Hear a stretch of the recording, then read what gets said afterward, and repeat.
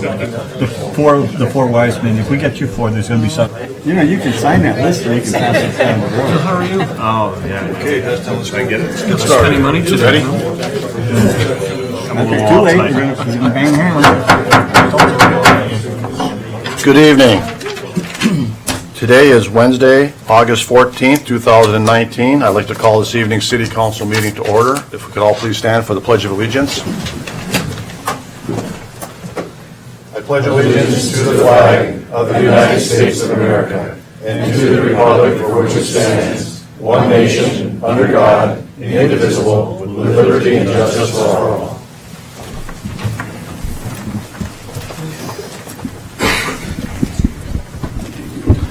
Could I have the roll call? Councilmember Boff. Here. Councilmember Stimmel. Here. Councilmember Williams. Present. Councilmember Strobehn. Here. Councilmember Cerveny. Here. Mayor Thornton. Here. Thank you. Next is the consent agenda. If there's no additions or changes to the consent agenda, could I get a motion to approve? So moved. Second. It's been moved and seconded to approve the consent agenda. All in favor say aye. Aye. Opposed? Motion carries. Next is the mayor's report. I do have a few things I'd like to share with the council this evening, but first I have a proclamation I would like to read. It's a proclamation for the 232nd anniversary of the Constitution, and I'd like to read that.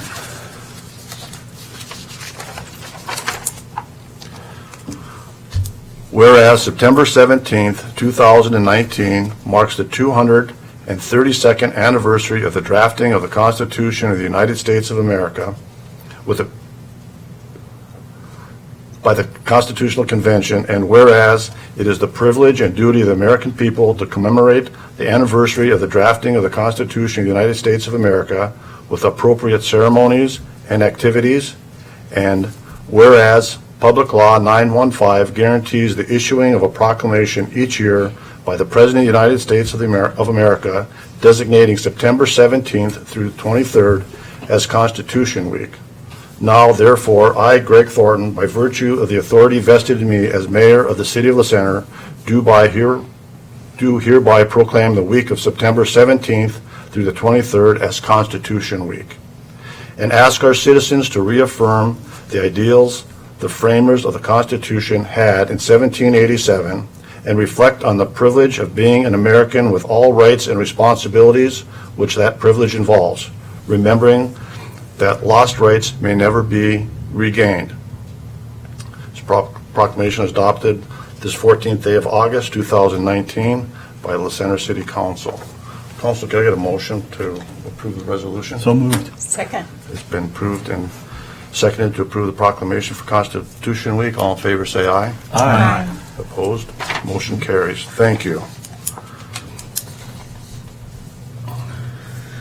I do have a couple of announcements. First of all, I would just like to set for the or confirm with the council that we will be having our retreat work session.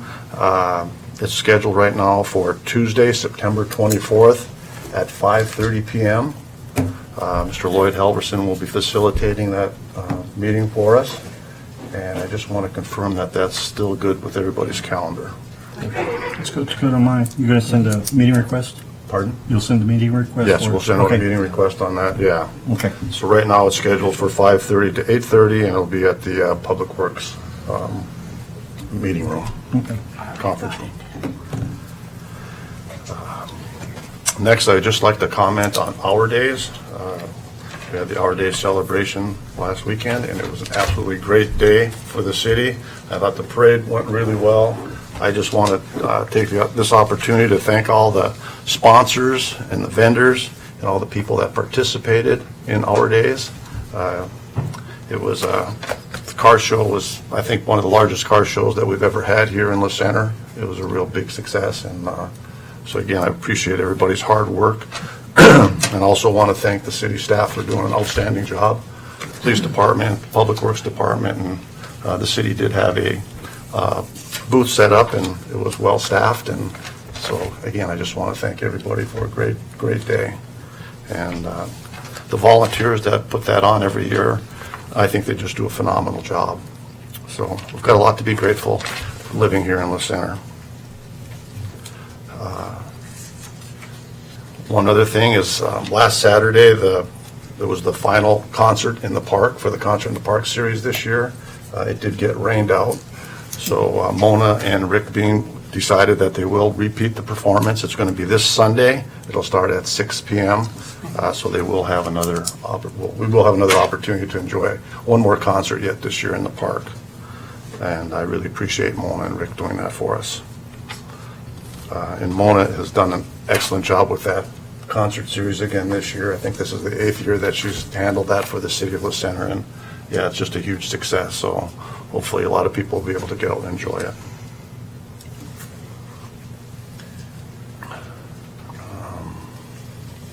Yeah, that's all I have this evening for the council. Next on the agenda is the attorney's report. Mr. Kearns? I don't have anything in particular to report unless people have questions. Any questions? Okay, thank you. Next are council comments. Councilmember Boff. Yeah, thank you, Mayor. Our days, or Steamboat Days, I do want to issue one big thank you to everyone. I'm not going to try to list everyone. I'm afraid I might omit someone, but it was just a phenomenal event. I had a citizen approach me about 3 or 4 days ago who asked me to make a point of bringing this up tonight, and that is to thank the city for the movie in the park. She took her grandchildren there. She was extremely pleased with the way it was organized and the way it was set up, and she just wants to thank the city for all that we did down there at the movie in the park. Last night was, changing subjects here, C-Tran had their monthly board meeting. A number of topics were covered. I'll kind of run through them briefly. E-Fair is a program by which writers show a card rather than using paper or passes or anything like that. The E-Fair validation system has been on the buses for some time now. It has not been on the C-Van paratransit vehicles. So last night, the board authorized CEO Sean Donahue to move ahead with the next step of that project, that is to put the E-Fare on the C-Tran vehicles. It is budgeted, and it's budgeted not to exceed $375,000, but this will round out the whole system when that gets finished. Sean also mentioned that the new admin building will definitely be finished in time for the October board meeting. The August meeting, last night's meeting, and the September meeting will be held, or have been held, at the Fisher's Landing Transit Center. But they're very confident that by October the meetings will be held in the new location. Security was brought up. C-Tran's security manager spoke for a few minutes last night, and he let everyone know that the department expenditures will be over budget this year, and they will be asking for an amendment. C-Tran has seen an increased need for security, particularly on 2 bus lines and usually after dark. He also mentioned that C-Tran receives 2 to 3 requests each week from various law enforcement agencies throughout Clark County, and the agencies are looking for video files. And to date, a number of cases have been solved, or good leads have come up based on the video that is being recorded in each of the buses. The vinyl bus wraps, we've talked about that before. C-Tran has a program where they are introducing a vinyl bus wrap on a bus to promote various communities within Clark County. Battleground has one, Vancouver has one, I believe Canvas has one now too. They have proven so popular that Sean is getting inundated with requests from the remaining cities wanting to know when they will have an opportunity. I know we are on the list, and Mayor Thornton is the contact, so hopefully you'll be getting a call one of these days to start the work toward that.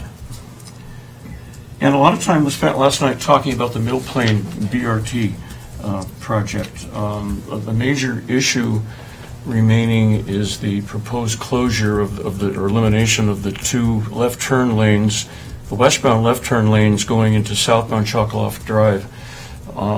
Last night, a property manager, a commercial property manager representing a number of the merchants in that area spoke, expressing her concern, the merchants' concern about, their concerns about loss of business if traffic can no longer make that turn.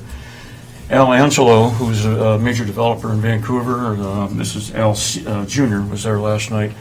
He also spoke about his concern, and CEO Donahue assured everyone in the room that the issue is not a closed case, that there will still be more discussions, and C-Tran is committed to finding a way to making everyone happy. I think that will be a challenge, but C-Tran is still talking with the merchants and the developers over there to see if they can't come to some kind of an agreement on that. And that's all I've got tonight, Mayor. Very good. Thank you. Councilmember Stimmel. Thank you, Mayor. I think everybody knows that schools will be starting here. We'll see buses and kids here in the morning, but I don't know if everyone knows this. There are already some buses and some kids in summer school. I know at least the middle school has a program. It runs about 3 or 4 weeks leading up to the first week of school. So they're already out there, so keep an eye out for them in the mornings, and I think they get out around noon. I know my kids don't look both ways before crossing, so might as well watch out for the other ones too. I'm learning this week, there's somewhere in the neighborhood of at least 9 soccer teams, maybe U6 to U14, boys and girls, for I think just one league. Mostly La Center kids playing that are currently practicing in Richfield, Battleground, Vancouver, Woodland. We don't have a soccer program or a soccer league in contract with the city right now. I'd kind of like to bring that back so we could have maybe games Saturdays, games in the evenings. I know the park, or not the park, yeah, I guess the park. The eastern side of the park's going to get the drainage work done, I hope, this year. So maybe by next fall, I just kind of wanted to mention it. I hope to see soccer come back. If it's not AYSO, maybe Pacific, maybe one of the other ones. We'll keep working on that. Just wanted to mention it. That's all I've got, Mayor. Thanks. Very good. Thank you. Councilmember Williams. Thanks, Mayor. I don't have much. The our days was great. Thanks for Public Works for all you guys did and all the participants that helped put it on. I put my real car in the car show, which didn't have a class, but it was fun just watching everybody walk by and seeing all the cool cars that were out there. But there was a Cadillac that was especially nice that I liked. It was back over the corner. So anyway, it was good fun. It's nice living in a small town. We get to do stuff like this, you know. So that's all I have tonight. Thank you. Very good. Thank you. Councilmember Strobehn. Yeah, I'd like to thank the chief and the police officers. I've noticed since the last meeting a lot bigger presence in the areas that were heavily speeded, or speeders running around there, and it seems to have slowed it down quite a bit. So it's nice to see. Thank you. Great. Thank you. Councilmember Cerveny. Going last is hard. I too would like to thank each and every one of the individuals, staff, volunteers that make it work, and all of the participants as well in putting together all of the events that this community is blessed with. We've always benefited from really close-knit community that really jumps in and puts great things on that in many ways are better than the larger communities, I think, but I'm probably a little bit biased. And, you know, I just want to extend that appreciation because I know it's a lot of hard work, and many times you think it's thankless when you're on the volunteer end of things, as well as staff. But, you know, it is well received and very appreciated by the community and those smiling kids that are running around having fun each year. So thanks for everything you do for that. And I'd also like to ditto John's comments about starting to practice a little more caution and safety and awareness with the kids going back to school. They're everywhere when it starts and the bells ring. So let's be cautious and keep everyone in the community safe. Thanks. Okay, thank you. Next, we have staff reports. The first staff report we have this evening is for Public Works, and Mr. Matt Jenkins will be presenting. Good evening, Mayor, Council, citizens. Matt Jenkins, Public Works Manager. Our report's pretty brief this month. The majority of our invested time went into some hour days preparation around town and things like that. So on the streets and facilities for public works operations, going forward, they're going to be cleaning the streets throughout the city. We have to do that as time allows and in a quadrant per section of city. So if we haven't gotten to a citizen's block yet or street, please be patient. We are working our way to them. Public Works crews continuously monitoring potholes throughout the city, other road hazards, painting curbs while the weather allows, crosswalks, and sign cleaning, and then replacement where necessary. Staff's also been removing vegetation throughout the city, primarily behind La Center Police Department as of recently. On the Parks and Grounds side, some of the major high points are continue to get asked the splash pad. That will be open through Labor Day weekend. We try to shut that down once school begins because we do get complaints about wet students coming back from lunch. If we do have a late, incredibly hot summer, though, we may keep it open longer to accommodate. The swing set at Heritage Park has been repaired. There was a broken knuckle on that. The riverbank has seen heavy use on both sides of the river. We opened up additional parking below the bridge. It seems to be a very popular spot. People can park in the shade and utilize the shade cast by that bridge. So that seems to be a very popular thing this year. Also, staff has finished most of the irrigation repairs in Holly Park. On the project side, Public Works is now working on the water feature. They've ordered a pump.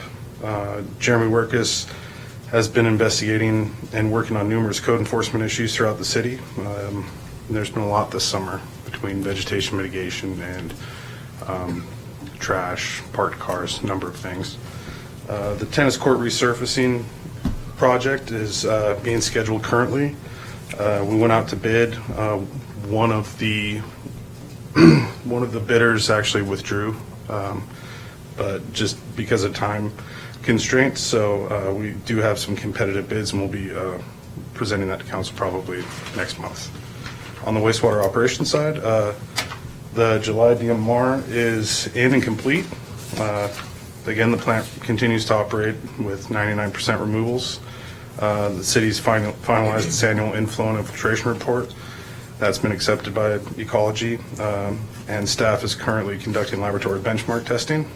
On the maintenance side, staff's completed scheduled aeration blower maintenance and inspections that are large annual PMs. Preparations for Kubota membrane testing are underway. On August 22nd, we'll be removing some membrane plates for testing to see where we're at in the life cycle of those membranes. So that'll give us a better understanding of when that capital replacement cost will occur for replacing our current membranes. Annual calibrations on all our major flow meters have been completed. And on the collection side, staff will be inspecting manholes throughout the city. And Tony Cooper and staff have been working together on pump sizing requirements for the proposed lift stations 5 and 6, along with the modifications of lift station 3. Any other questions? Sorry, it's hot in here. No problem. You're Okay. obviously very busy. Yeah, no, good report. Great. Thank you very much. Thank you.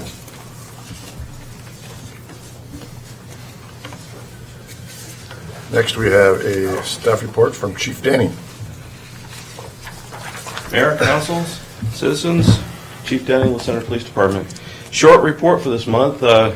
Just been busy with all the events going on in the city of La Center, obviously.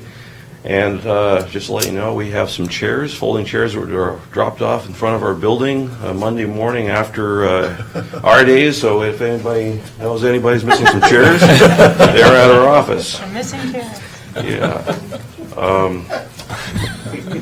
So we've got that going on, and right now, as you can see by the stats, everything, we've been very busy with traffic emphasis and doing patrol emphasis around town. The radar trailer's out, but we were still continuously having some issues with speeders. Our guys are really busy with traffic, so we'd appreciate some help in that arena, and keep it under 50, would you? Especially through town. But other than that, Everything's good to go. Any questions? I just want to say thank you. Our Ring doorbell went off when we were out of town. Some weird guy at our door. Within a couple minutes, we had the guy, I don't know, utility company on the phone. Sure enough, there was work going on, but we called you guys just to be safe and filled out the form over the phone. Sorry for that. You guys sent us a letter at the end of that week telling us how often you went to our house, what you checked. I was really, really impressed. I just wanted to say thank you. Yeah, that was part of our program for premise checks, and we do that when you do the vacation house checks. Sure you know. So, yeah. It's a little bit of work, but it's hopefully everybody appreciates the report that goes out and shows how often we go by. So, Yeah, it was great. Thank you. Okay. thank you. Thank you, Chief. Thank you for all that you do, Chief.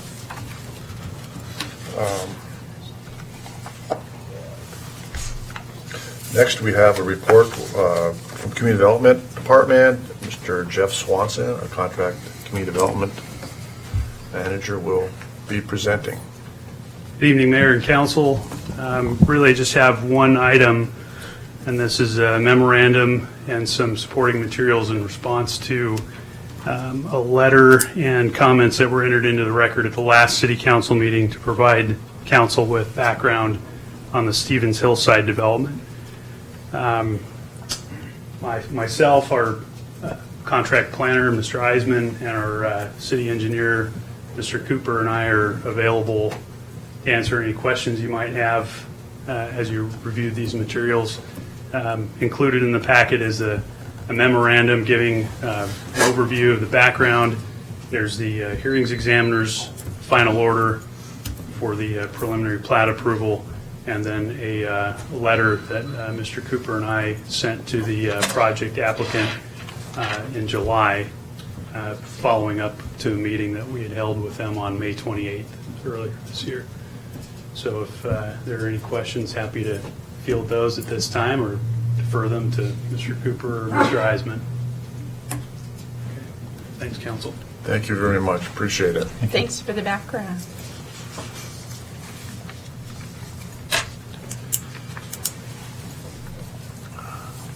So next on the agenda, we do have our representative for the Mosquito Board is here this evening, Mr. Larry Luton, and he's going to brief up the council on what's happening with mosquitoes.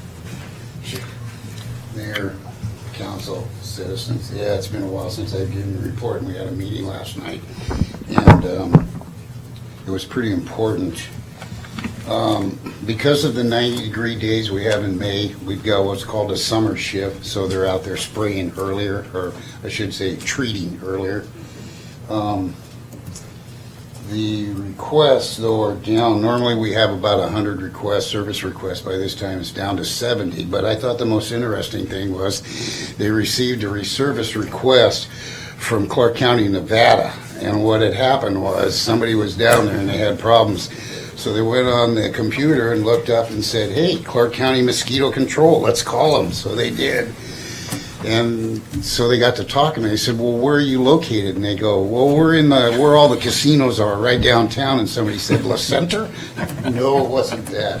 So that turned out they got that dealt with. But normally we're treating 800 to 1,000 acres. And so far they've already treated 1,200 acres. And the last thing that I heard too, for the longest time, West Nile was on the other side of the mountains. It is now 80 miles from our town. It's coming and it's going to be here. I predict it could be here next year. I don't know. They've already entered into an agreement with a local aerial spraying facility out of Troutdale, and that's set up for an emergency. So if there is a big incident, they're already ready to treat. But yeah, I was surprised to hear that last night. So anyway, they're staying busy and they still got money. So I think we're lucky to have these guys. Any questions? Think about West Nile. They talked about a fellow that got it. It's pretty ugly. It's ugly. Thank you. Thank you for your report.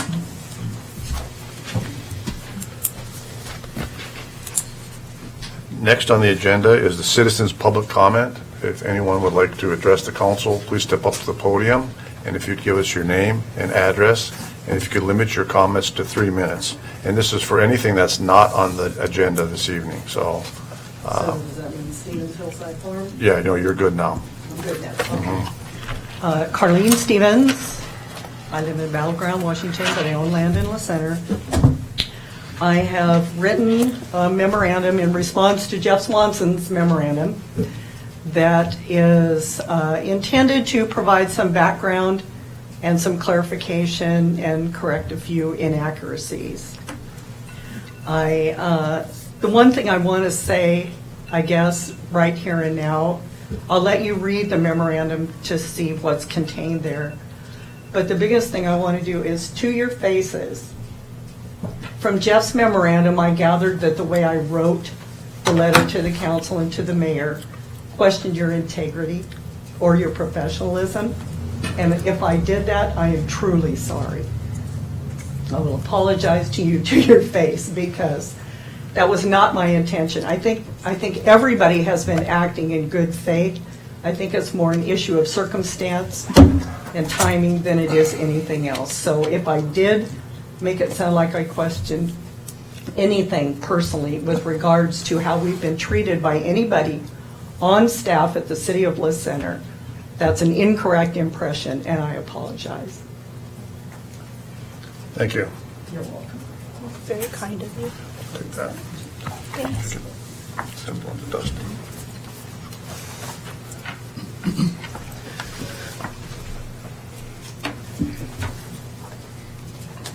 Al Fellow, 152 West 15th Street. Well, the American Legion got through the summer so far, but now we're looking for our next big project, and that is taking care of the flags that need disposal. And so if anybody knows that has a flag that needs to be disposed of, if your neighbor needs a flag to be disposed of, you can turn them into either of the city offices or any member of the American Legion, that's me, so hopefully we'll get quite a few. Usually we get 40 or 50, sometimes more. We've already got quite a few, so if you'd like to say, if you see your neighbor needs to have a flag disposed of, just tell them bring it down to City Hall or the Public Works. Okay, thank you. Yeah. Thank you. Thanks, Al. Are any of your group members on Nextdoor? The Nextdoor app? There was somebody inquiring the other day about where to dispose of a flag. Well, we dispose of them every fall. No, but where to take the flag? Take them down to either Well, City Hall. yeah, I didn't. Again, I'd ask if any of your people are on there. Just they were asking. Yeah, I don't know. I don't have a computer, so. Well, now I know. Okay. So, yeah. I'm just barely in the 20th century. Do you have a dial phone? Not anymore. Thank you. Thanks, Al. Okay, thank you. Anyone else? Okay, we'll move on. This evening, we do have one presentation. We have two gentlemen here this evening from the La Center Education Foundation. And earlier this summer, I believe it was on July 13th, they had their first annual cornhole tournament here in La Center. And they're here to brief up the city as to how that went and give us some information. So appreciate you both being here, and yeah, we're anxious to hear about it. Citizens, excuse us, we're a couple simple guys running a cornhole tournament. First of all, we wanted to say thank you to the mayor, Public Works. Dustin helped us a lot. Lydia out front helped us a whole lot too. So a little bit about why we did the cornhole tournament. I'm a volunteer wrestling coach for the youth and high school here in the center. And Brian and I attended a cornhole tournament last summer. We're like, we can do this in our small town. It worked really great. So we started planning things out during warm-ups of wrestling practice. His kids wrestle, and I know Mr. Stimmel's kids wrestled, Mr. Bailey's kids wrestle, and we just kind of started kicking things around. And so we started in December. We got a really late start this year. And it was a lot of work. Really want to thank Public Works. You guys helped us a ton. like a lot. They did a whole bunch for us. We got a police team to come out and represent the Center Police Department. Thank you guys for that. Practice. They did better than the firefighters. How much did that cost you, Oh, next.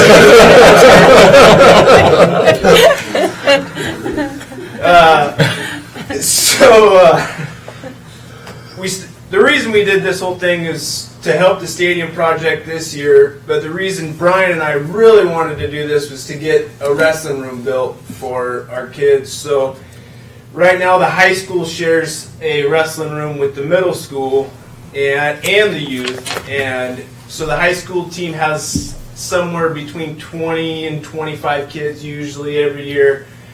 Our middle school is a little bit more than that, 35 kids-ish, but our youth program has upwards to 70 to 80 kids in this little, it's probably 30 by 100 room. So we're really trying to figure out how to build a bigger wrestling room for our wrestling community.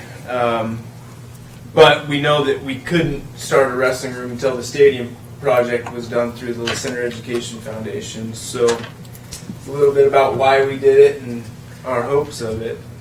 So this year we used the LCEF as the 501c3 in order to kind of help with the accounting of everything and really run dollars directly into the foundation, and the foundation paid for everything, so there was really no question of money. This was our first year as far as the tournament, and so we wanted to play it safe and make sure that everyone walked away with a good impression of the tournament. We capped the participants at 64 teams, which allowed us to pay for the entire tournament with just the entry forms or the entry fees. That left the donations, which we started at $50 and had 4 tiers that went up to $2,000. We actually had to start turning people away for donations. We had a huge public outcry or show up for donations of this. It was, I mean, even to the day before, we had people saying, "Well, I'll just bring a check down, and you don't have to put our logo on everything." So the community really stepped up. We used the 2 parking lots in the park, along with the basketball court and the tennis courts. It worked very, very well. The setup worked really good. It made the flow of the tournament go well. We ended up, for the whole tournament, we ended up clearing $27,260 that went into the stadium project. And the last meeting that we had with Stacy Farrell is that we think we might be able to get the concession stand done before football season starts. So that's what we're really trying to push for right now. So our estimations, which we really don't have much to base them on other than just how many people we saw there, but we think there was about 300 people total that were in the park that came out to eat and drink and play. So it was good. So again, we want to thank you, and we want to kind of start the ball rolling for next year. We're hoping that this is an annual event because it went so well. We know that the tennis courts are getting resurfaced, so we're making plans to cover that. We talked to Lydia about different ideas on how to cover the tennis courts, so we're not, if the beer garden is still there, it's not ruining the new surface. We're going to be expanding the tournament hopefully this year. So we're going to have a kind of a Joe's versus Pros section. So we'll have 64-man pro team with still the $1,000 championship winnings. And then we're going to tier that down to the Joes. Just guys, everyday people. I'm actually in the Joes section. I'm not very good. If I were to be playing, and then we're also going to include a kids section. So we'll have a 32-man bracket for the Joes and a 32-man bracket for the kids. There are a lot of parents that asked if their kids could play, and we said totally they can, but they're going to be going against, we had teams all the way from Northern California that came up to our tournament. The team that ended up winning was on ESPN the weekend before playing, so it's kind of unfair. Really, yeah. That same team that was on ESPN travels to all around the place to play in these tournaments, and he said that our tournament was the Cadillac of tournaments. Wow. So He was also accepting prize money at that time. So. yeah. So it went really, really well, and we hope to keep it going. For a couple of average Joes, I think we did as good as we could for the first year. So we're hoping to keep it going. What else?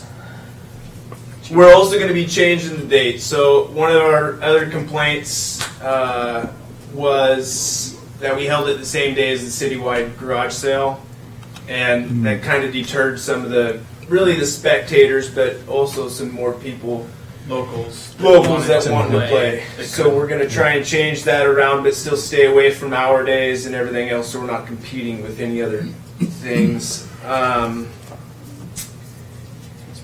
That's pretty much all we have.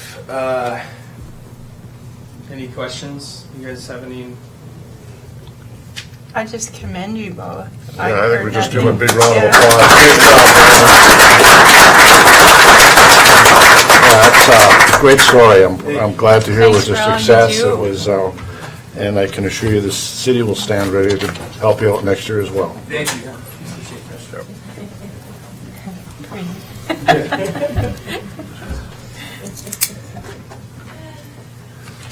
Okay, next on the agenda, we have a few ordinances this evening and a resolution. The first item on the agenda here is Resolution 19-449, Sealer Center Investment Policy, and Mr. Dustin Bailey, our Finance Manager, will be presenting. Thank you, Mayor, Council. In front of you, Resolution 19-449. Some background, the City of La Center approved Resolution 04244 on August 25th, 2004. Sorry, I have to backtrack my years a little bit here.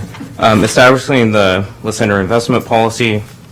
The prior policy had a lot of references to positions that are no longer with the city, and that's caused some issues with us trying to work with our investment broker and the other banking agencies that have the La Center funds. And so staff worked with the city's investment management companies, developed a revision to the investment policy. Primary revisions are to the title of clerk treasurer, which hasn't been around for quite some time. And the revisions are expected to allow us just to work more effectively with our partners.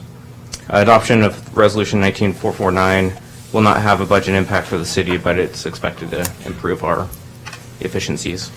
So city staff are recommending the council approve Resolution 19-449, updating the City of La Center investment policy to reflect current city job titles and operations. Any questions? Housekeeping. Exactly. Mayor, I move to approve Resolution 19-449, updating the City of La Center's investment policy. Second. It's been moved and seconded to approve Resolution 19-449, updating the City of La Center investment policy. All in favor, say aye. Aye. Aye. Opposed? Motion carries unanimously. Thank you, Dustin. Thank you, Council. Next on the agenda, we have Ordinance 2019-15 and Resolution 19-448. It's backflow cross connections regulations. And Mr. Matt Jenkins, our Public Works Manager, will be presenting. And this is a public hearing that we carried forward from the last City Council meeting. So after the presentation, I will open it up again for public comment, and we'll go forward from there. Mr. Jenkins. Mayor and Council. Background, the City of La Center does not currently have language in the La Center Municipal Code that addresses backflow cross connections or their inspections during construction. It is necessary to provide specified and detailed rules to protect the potable water supply in the City of La Center. Should I read through the whole thing? Did we cover this last time? Yeah, We kind of went through we it. went through it pretty much in detail last time, yeah. There were some questions, I think, as to the Yeah. timing, whether, you just said construction, didn't say construction up there. It So just the- says the- cross-connect. And the- whether it was a one-time or ongoing, does it replace the counties, Okay. the CPUD? So to clarify on that, this is for our responsibility up to hand off to Clark PUD. They manage the system, they bill, and they handle all recurring inspections through mailers, is what we want to make sure of, because when we spoke with Clark PUD earlier in the year, sometimes they're notified when there's a backflow device, sometimes they're not. There's no formal mechanism. We would like to put that in place to make sure they know that every new house that goes in that does require a backflow, where it's at, what the address is, and to build that list for them and turn it over monthly so they can begin to track those. That takes time and effort, and we don't have anything formally in place right now to do that. This is also basically a reduction of risk for the city as well, to have this in place. Does that answer? Yeah, I understood that. There was just some confusion with, Yeah. in the room. So there's no intent to go retroactively? Not by the city, no, there's not. Okay. So where the retroactivity could take place is if they come in, let's say they want to install an irrigation system in a pre-existing home. That will necessitate them to get a backflow device, which will have to follow this process. So, but again, we'll turn it over to Clark PUD, and from there it'll be their responsibility. Okay. That was my concern. Yeah, this is really from new construction just to the handoff to Clark PUD. That's what we're looking for here as a city. And that's the intention of this document. Okay, but it did state in the document that I read at the last meeting, or right before the last meeting, that it was going to affect every single household, and they had up to 6 months to come into compliance, or there would be fines and such levied against them. I didn't see that. I saw pre-existing homes, gave them up to 24 months. It was 12 months. We adjusted that to 24 months. But again, the city's not going to police that. It's really not going to change. Clark PD already is policing that. So. Okay, so then I do have a couple of questions on that aspect. First of all, I kind of went and looked into it myself afterwards, because I was trying to figure out if we were just doubling up on something that somebody else's responsibility.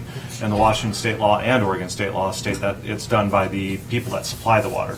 And I know the center is not in the business of supplying the water, right? Right. So if we take care of this, do we even have the staff or the time, or do we have to purchase software to do this, to build this database? Because I know that we're very stretched on employees and employee time. And so, I mean, you know, we don't even have people for dog catchers out here, yet we have an ordinance for it, and the police are going to be the keepers of that, or somebody is, right? So if we're now tasked to keep track of a database for backflow, when it's really the PUD's responsibility, how are we going to do that? How can we accomplish that? So that's a great question. We're not going to be maintaining a full-on database. Is what it is we're going to, when the home's built, there will be an additional permit for this backflow device with the building permit. Once the house reaches final, that permit will, that home and address owner, that information will be turned over to Clark PUD. Once that's turned over, it's no longer our problem. It's theirs to maintain that database, to do the annual mailers, and to maintain the inspections with that homeowner, because they are the purveyor and supplier of the water system. Okay, sure. So are you going to, I'm sorry. I was just going to finish real quick, but I thought that from the language I read last time is that we were collecting, the center was collecting the fees for the backflow testing that had to be performed every single year. No, I did not. That was not the intent of the Wasn't that some of the language. questions we brought up? That was in the. That was some of the ambiguity. Yeah. Let me kind of step in, because Matt couldn't make it to the meeting last time, so I sort of had to pitch in. And the questions that you had are the questions I had, so I put into that original draft kind of a catch-all. Any of these existing situations have to come into compliance. And when I got here, you and the mayor and several others said, well, gosh, I've got a backflow prevention system on my house already, and do I have to do anything? So Matt and I had a couple of detailed conversations about how this works. And the problem is when cities adopt regulations, all of our nuisance code and those other things that we enforce typically through our code enforcement process, there are regulations and we have a system for enforcing that. It's all complaint driven, first of all. But we do that. You asked about the dog catching and the dog regulations. The police chief, if you have questions about that after the meeting, the chief will answer them, I'm sure. But for this backflow thing, it's not even our deal. You see, I revised this after that conversation with Matt. So this pulls in CPU regulations and state law, and basically it doesn't have any regulations in it other than follow these rules. And so it doesn't have any monitoring by the city. As a practical matter, there's just no way we could figure out who has a pre-existing system or what. And somehow, what I've understood is that most everybody who has one of these has been contacted by CPU and has done whatever CPU wants by way of their regulatory program. So under state law, it falls primarily to the water system operator, the purveyor, but also any agents of the purveyor. So we have basically the regulatory hook in our code because it's our jurisdiction. Hey, everyone here has to follow CPU's regulations, go do it. And it's primarily, 99% of this is new construction going forward. And then there may be some houses out there that somehow never figured out that they needed a backflow device, or they put in their own irrigation system. So if ever that's discovered, we'll say, oh, under the code you have to come into compliance, contact CPU. So that's how it's going to work. Sorry. And that's why it's not a normal regulatory system because it's not our regulatory system. Yeah, thank you for the clarification, because it wasn't clear in the last meeting like that at all. It wasn't clear in my mind either. Okay. Matt, on new construction, if the contractor isn't putting in landscaping, are they required to put in a backflow device for future landscaping? If they do have plans to install irrigation or landscaping down the road, then yes. Well, no, let's say the contractor isn't putting it in. He's just selling. Is landscaping required, first of all? So if a contractor builds a house and he doesn't put any landscaping in, he doesn't have to put in a backflow device. Correct. And then the owner can come in and take a sawzall to the pipe and put it in his own thing later. Right. And we have to catch them. Right.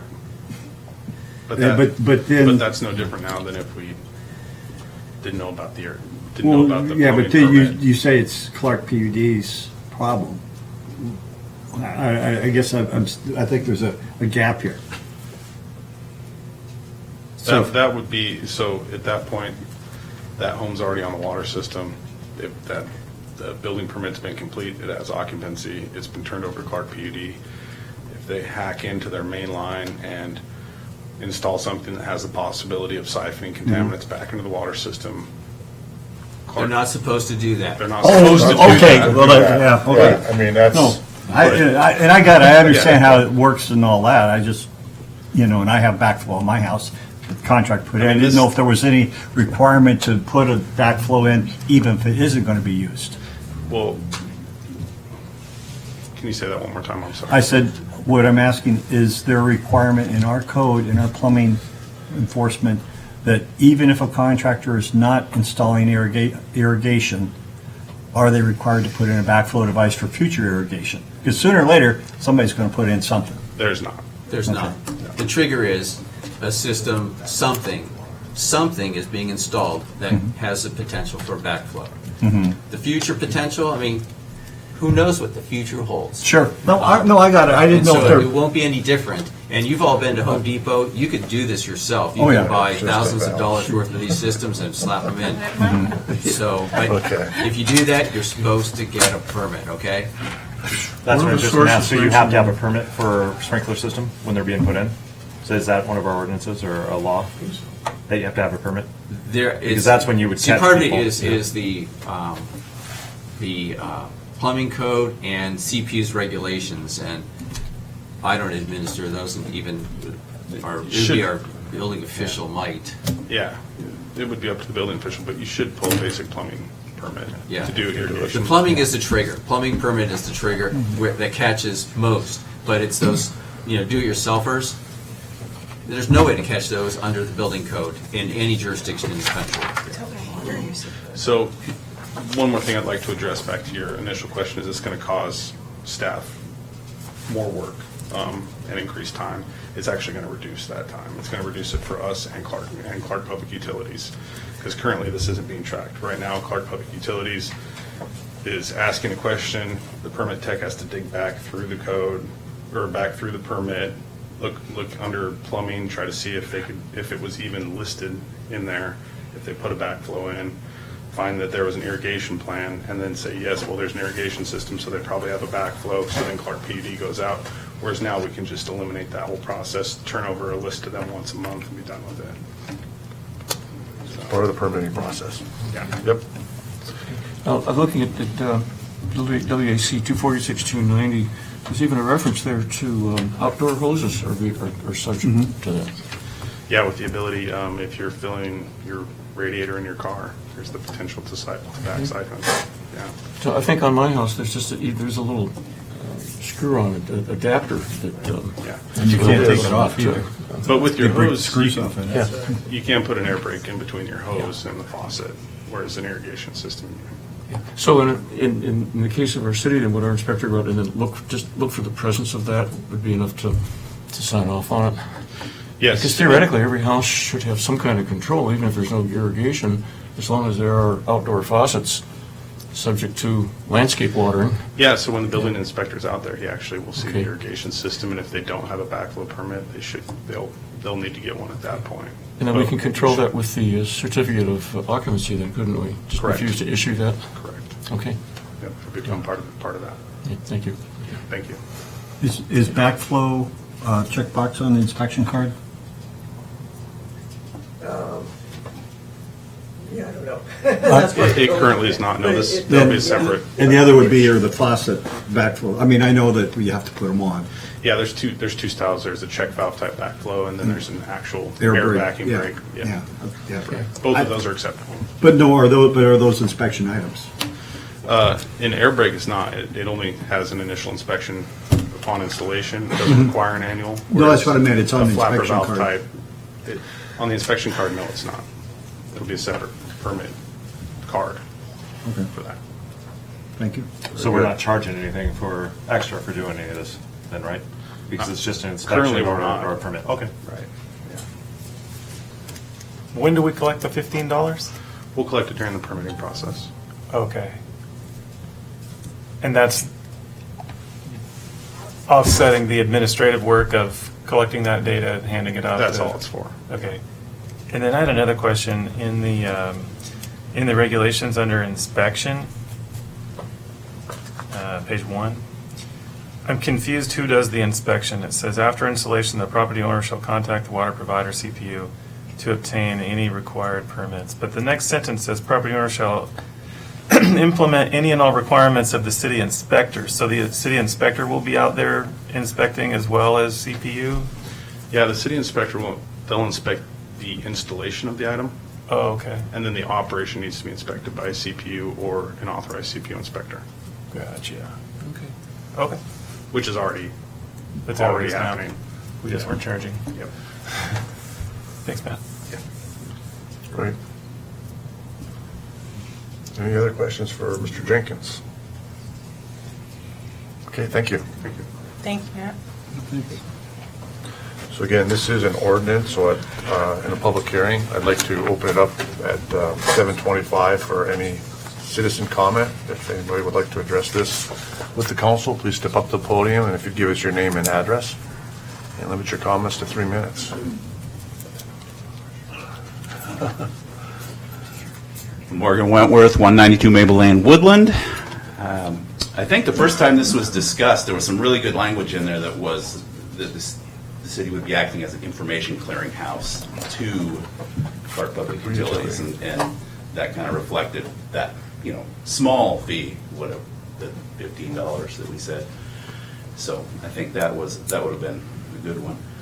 The other thing is, the other part of this is, and I assume this is the same for residential as commercial, once you got that backflow installed and reported to CPU, they're asking for yearly inspection. So you do have that inspection fee, and I assume that's the same for residential as well. So it'd be like $45 or $50 might buy. I think I have to do like 6 of them, so maybe I'm getting bulk right. But so if we're getting the report of this and passing it along to them, they're going to do all the follow-up from that point on. So when they get right on you, if you forget about it. So have no fear. Thank you.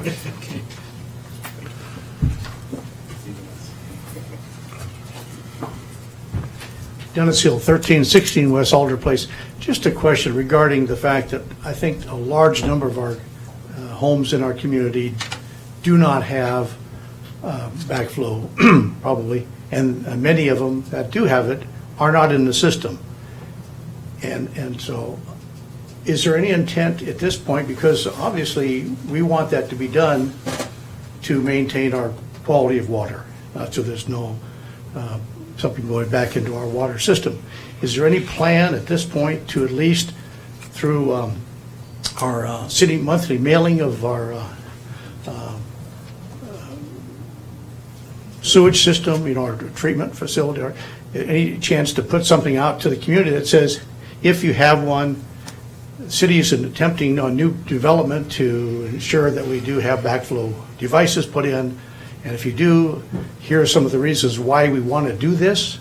That might encourage some people that don't even realize that they have it, and if they do have it, to have it inspected. Because if you don't have it inspected, again, once you're in the system, you get a notice that says they're going to come out. It's not like, do you want them to come out or not? No, that's not a question. They're coming out and they're going to bill you. It goes right into your water bill. But I'm thinking at this point, looking forward, this might be an opportunity to have a learning experience for our community and maybe bring other people that have them into the system for, again, another small percentage of maybe reduced risk, so to speak. Something to think about. Thank you. Thanks.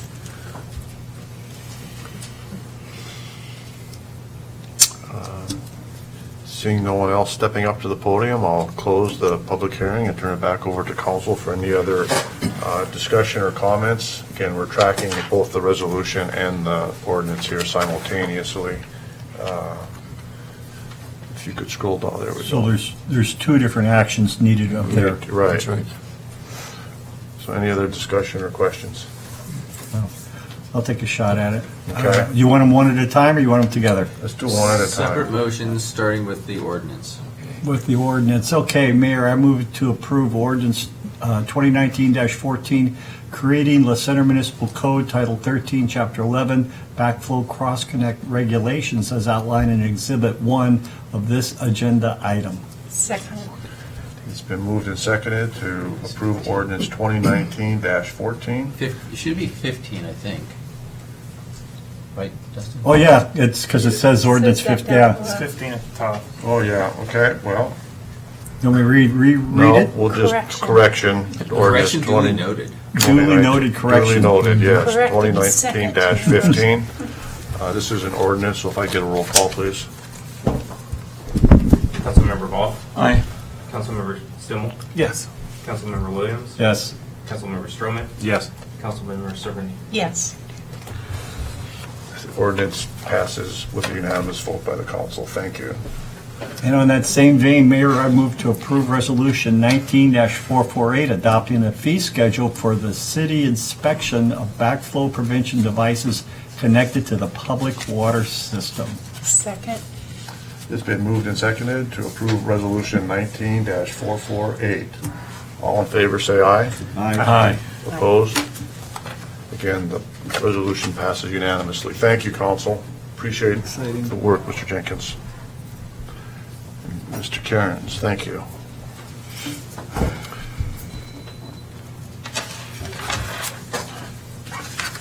Okay, next on the agenda, we have an ordinance. It's ordinance 2019-17, and this is for the Peterson annexation.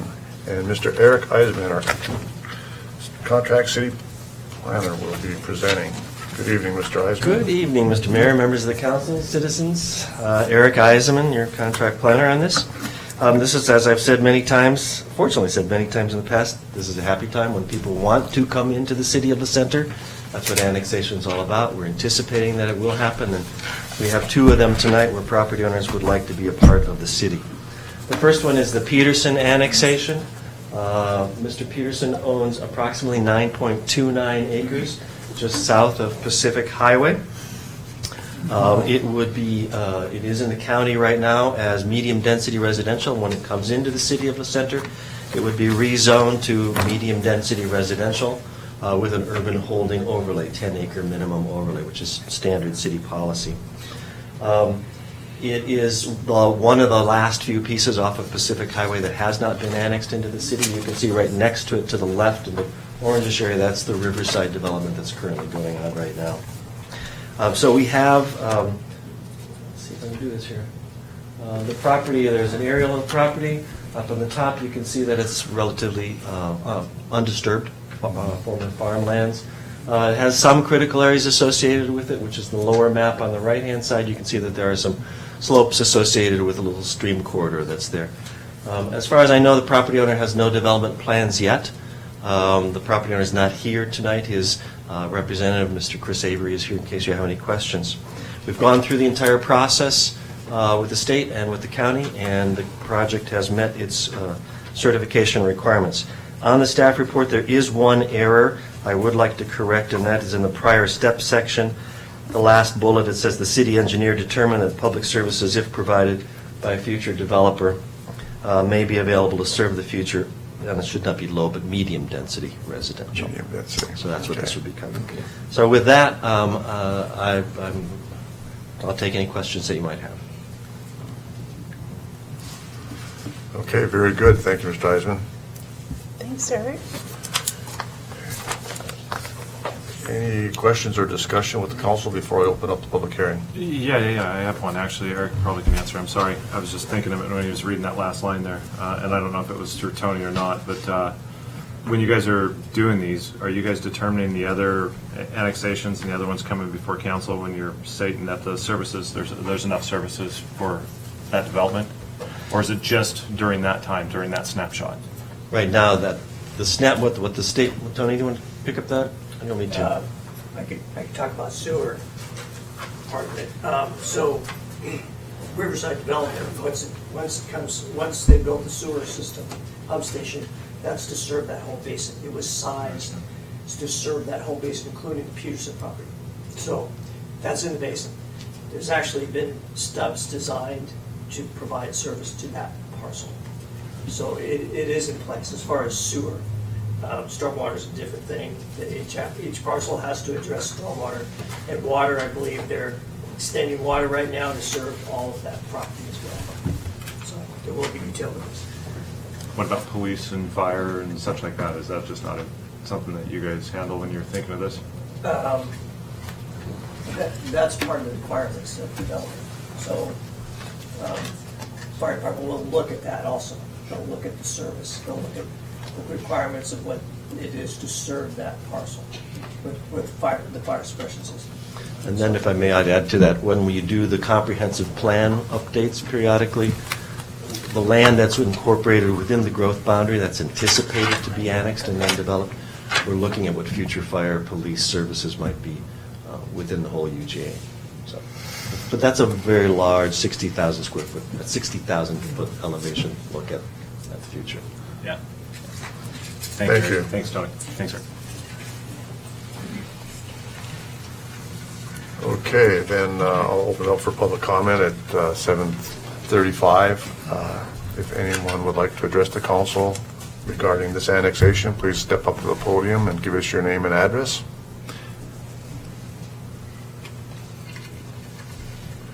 Seeing no one stepping up to the podium, I'll go ahead and close the public hearing and turn it back over to council for any additional discussion or questions. Mr. Mayor, before that gets going, there are two corrections to the legal description I want to just point out. So if there is a motion to approve, it would be as amended to reflect the correct legal. So the correct legal description is in the staff report. I think it's attached to at the end of the staff report. But there's a short paragraph missing in the middle of the description on the face of the ordinance. Mm-hmm. And so if it's a motion to approve, it would be to refer to the legal description in the staff report to remove all doubt.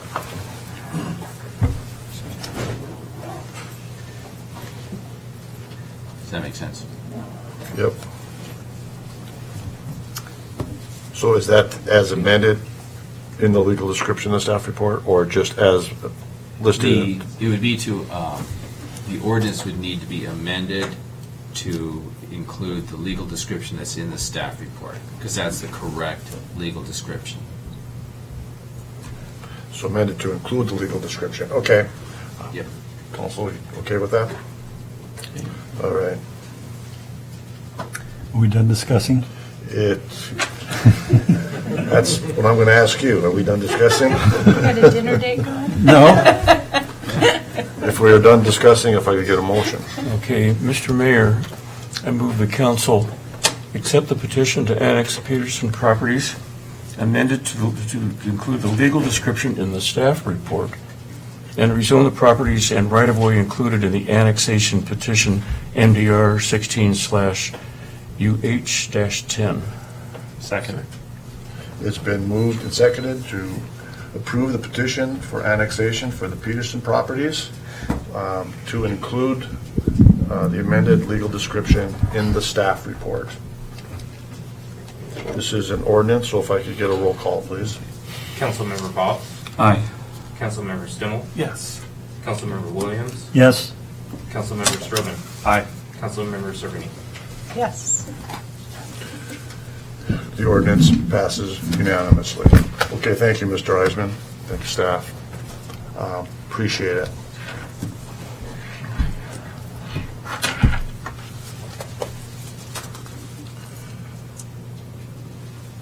We have one final ordinance on the agenda for this evening. It's ordinance number 2019-18. This is for the Connor Harrison annexation. And again, Mr. Eisman. Well, good evening again. You're a busy guy tonight. We'll make this is the fun part, as I say. So the Connor Harrison annexation, we'll complete the annexation off of the North Fork Aspen area. All of the land within the urban growth boundary that's in that area of the city will have been annexed into the city of La Center. So this is approximately 36.23 acres made up of 3 different properties.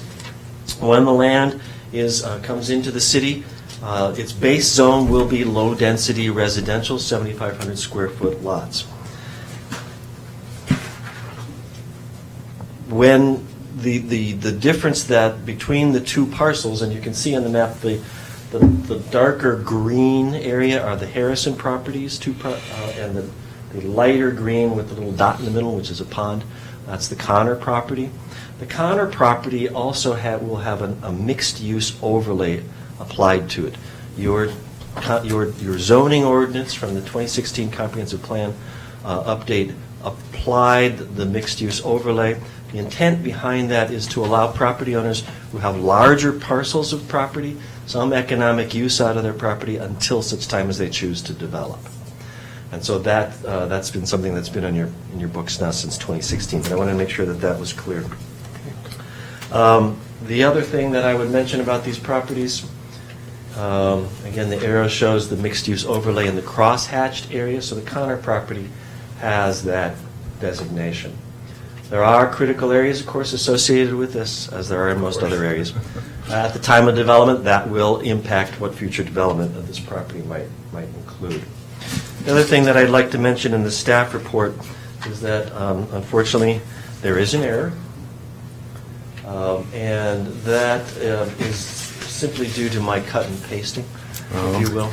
So I apologize for that. But under next steps, under Section 2, we're asking you to, the next step would be to approve the petition for the entire annexation and adopt an ordinance annexing and rezoning the Connor Harrison properties, not the Peterson properties. Simple cut and paste error. I apologize for that. There are no known development plans yet at this time, but at the time of development, the applicant would have to, again, prove out that the public utilities are available. City sanitary sewer does not go all the way up to the Connor property right now. That's all I have to bring to you. And this may be the last annexation of the year, who knows? Yeah. We've almost done them all. Yeah. Thank you. Appreciate it. Any discussion, council, or questions before I open up the public hearing? Okay. So at 7:40, I will open up the public hearing. If anyone would like to address the council regarding this annexation, please step up to the podium, and if you'd give us your name and address, and limit your comments to 3 minutes.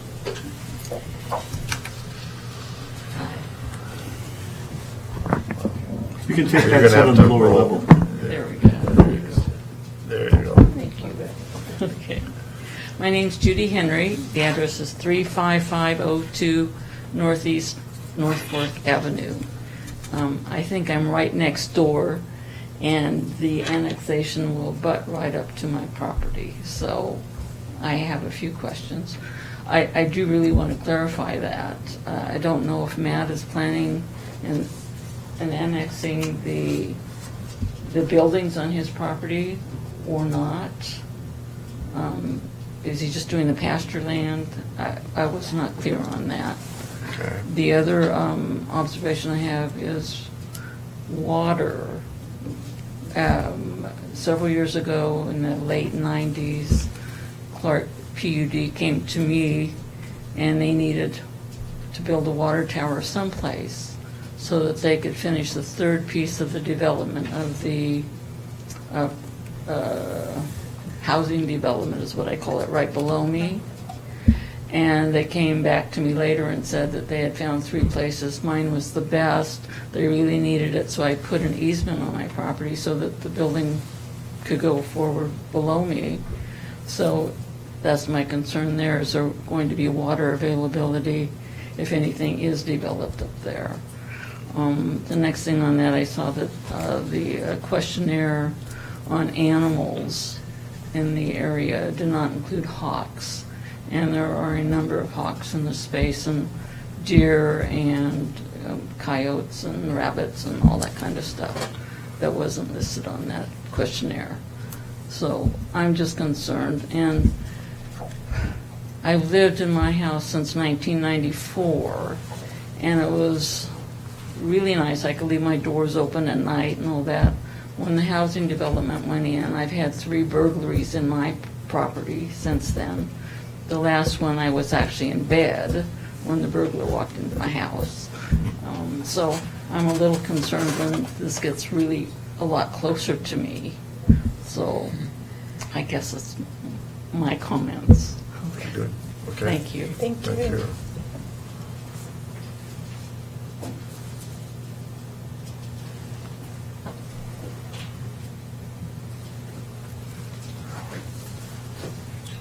I'm Richard Stauffer, 216 Northeast 349th Street. I represent Harrison, part of this. I have a lifetime lease from Mr. Harrison on one of the 2 properties that's being annexed in. And I have some questions, basically, that I hope you guys can answer that haven't been able to be answered for me so far. I own my own company called Farm Built Fab. I do metal fabrication, and I do it right out of my shop on this property. And my concern is when you annex this in, is that going to allow for commercial business to be operated on this property with the zoning that you're planning on putting on it? And that's basically all I got. That's my concern, is that am I going to be able to allow to continue to do my business after this annexation? Okay, is that the only question that you have, concern? Yeah, Okay, yep, that's what very I- good, thank you.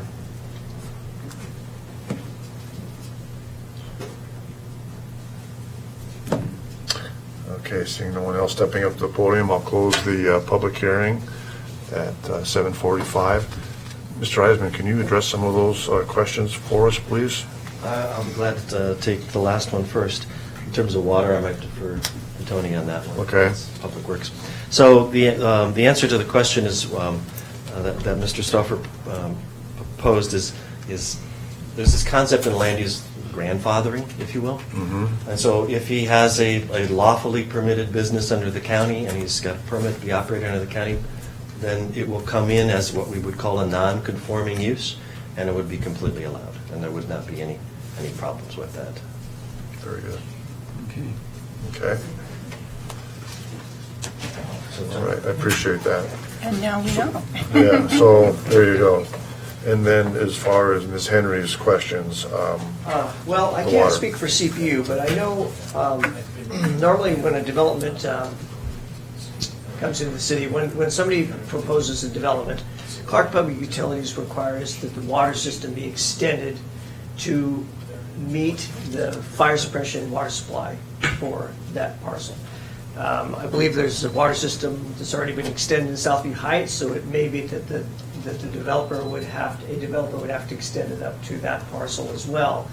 Now, pressure systems, I don't know. That's a question for Clark Public Utilities. They may require another, loop system or something to get the pressures, and then that's a question for them because it has to do with the pressure zones, the amount of flow.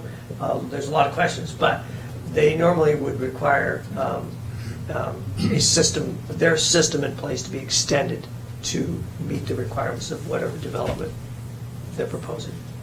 Does that kind of answer the question? so that would be, those questions would be answered if and when the property at the owner time ever of chose to development. develop it. Yes. But as of right now, that's As of not right now, there would be part of that, that's not what we're discussing this evening. We're just That's correct. discussing annexing the property into the city limits, yeah. Yes. So, and I do believe, I think we can answer the question about the buildings as well. One of the questions was, in the parcel is going to include the buildings and everything are being annexed into the The city. annexation area includes all of the land described in the legal description, plus the right-of-way to the other side of the road. So Okay. yes, any buildings that are on the property within that legal description would be annexed. Okay. I don't understand the legal description, and I wasn't able to make it out from the map if that included his buildings or not. Well, it's, okay. You don't mind? Please. There you go.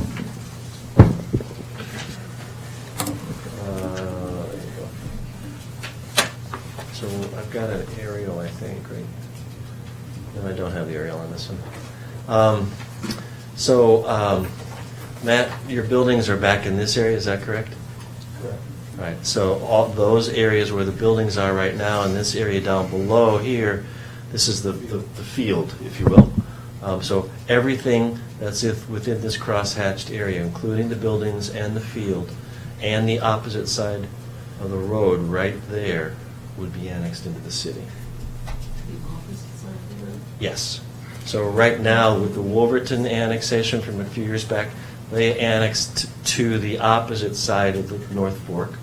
And now when we do annex the Connor property, the piece where they abut North Fork, north of the Wolverton property, that part of the roadway would be annexed as well.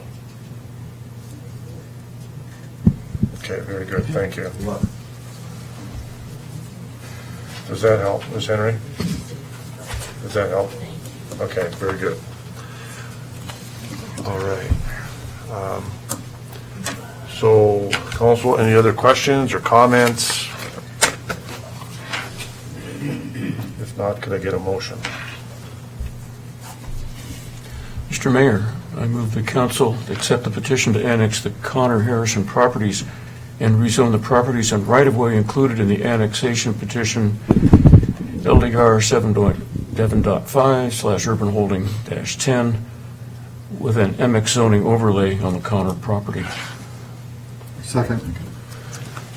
It's been moved and seconded to accept the petition to annex the Connor Harrison properties and rezone the properties and right-of-way, including in the annexation petition LDR 7.5/UH-10 with an MX zoning, mixed-use zoning overlay on the Connor property. Again, this is an ordinance, so if I could please get a roll call. Councilmember Boff. Aye. Councilmember Stimmel. Yes. Councilmember Williams, Yes. Councilmember Strobehn, Aye. Councilmember Cerveny. Yes. The ordinance passes unanimously. Thank you, Mr. Eisman. Thank you, council. Thank you. Good job.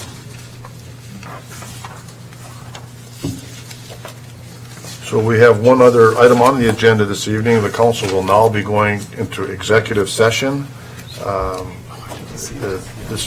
They will be discussing labor relations pursuant to RCW 42-30.140.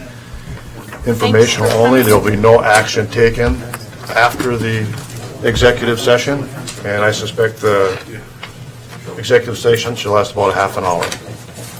Thank you. No, okay. 8:25, we're finished with executive session, back into the council session. There's no further business. Could I get a motion to adjourn?